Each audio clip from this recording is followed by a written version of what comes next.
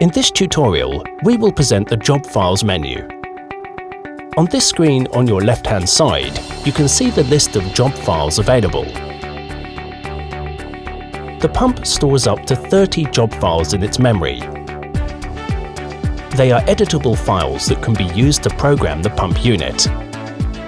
Please note that the manual is a default job file and cannot be renamed.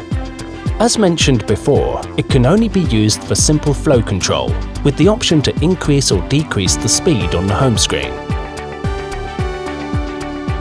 The job file in blue background displays the currently active job file. The red rectangle is the highlighted job file, which allows the user to activate, edit, import, export, clear or copy it. Activate icon activates the highlighted job file and any changes made.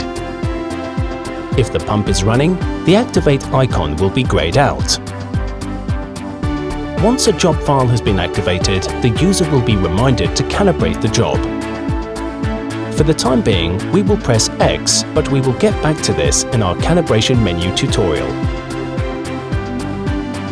Edit icon will edit the highlighted job file.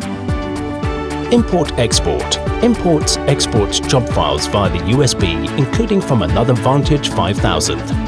Clear job clears all parameters and calibration data from the highlighted job file.